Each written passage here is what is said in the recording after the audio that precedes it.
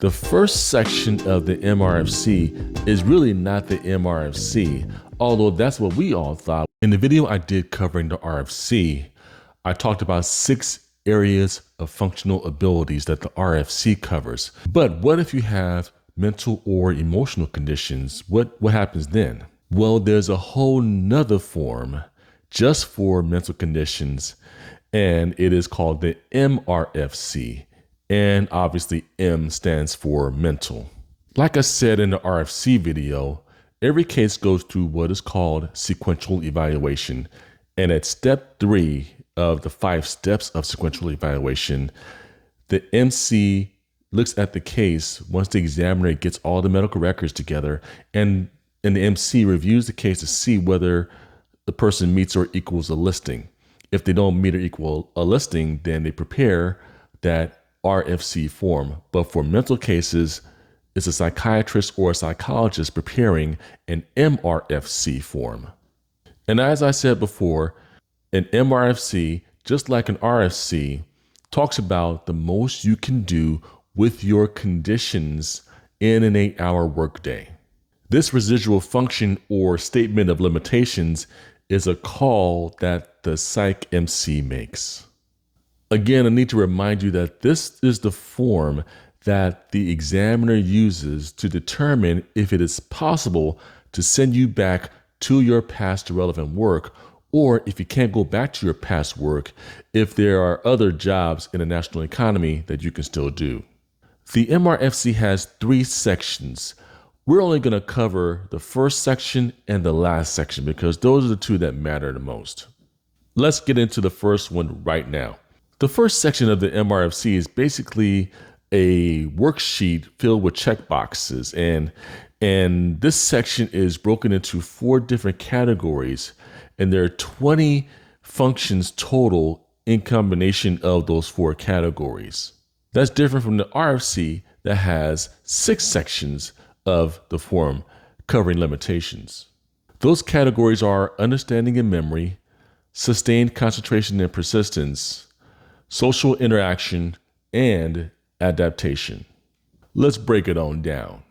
Understanding and memory covers such functions as being able to remember and understand simple or detailed tasks.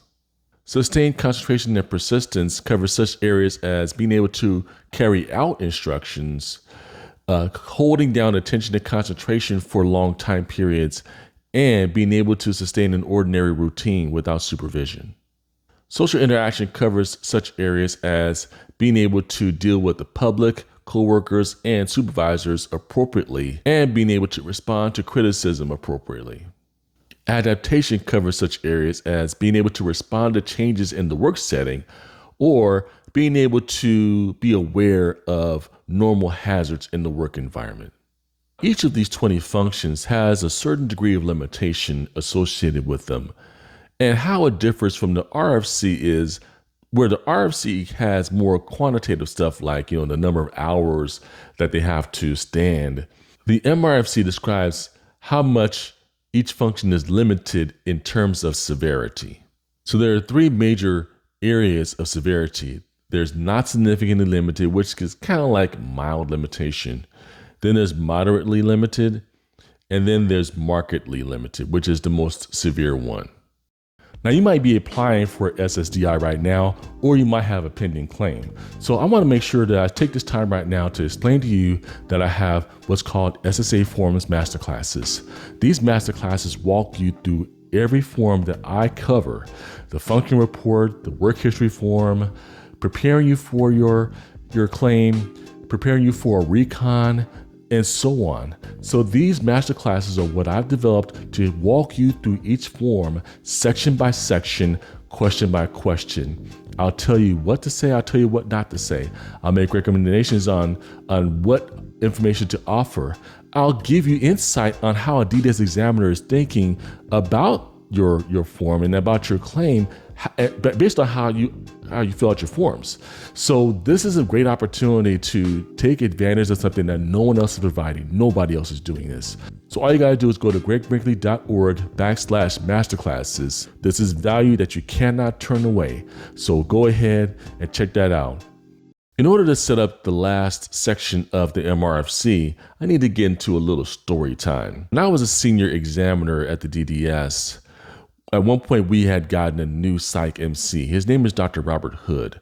May he rest in peace. And Dr. Hood was one of those rock star MCs. He was reviewing cases at the disability quality level federally. He was training other MCs. He was reviewing other examiners' work in different DDSs around the region. He was big timing. He was a brilliant psychiatrist and an even better person who, just had a ridiculous Dr. Pepper marinated brisket. Man, that's taking me back.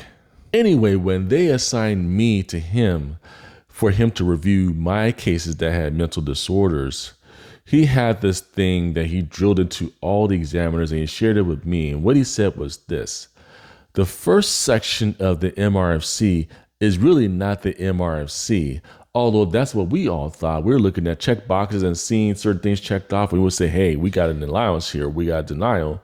He said, that's not the MRFC. The MRFC is the last section of the form, because that's where the Psych NC does his or her assessment of what they see in the check boxes. So the check boxes were really just a worksheet to help guide the MC to fill out the last section where they gave their analysis of what they saw in these claimants' limitations. So the MC is literally writing down or typing out their assessment of each category, each of those 4 categories in section 1. So for the first section, which is understanding and memory, the Psych MC may say the claimant can only remember and understand simple tasks.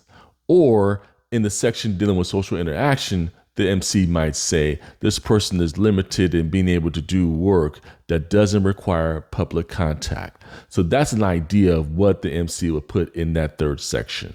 Once the MC finishes the MRFC, they send the case back to the DDS examiner, and the DDS examiner uses that MRFC form to find one function that will block the person from being able to return to their past work.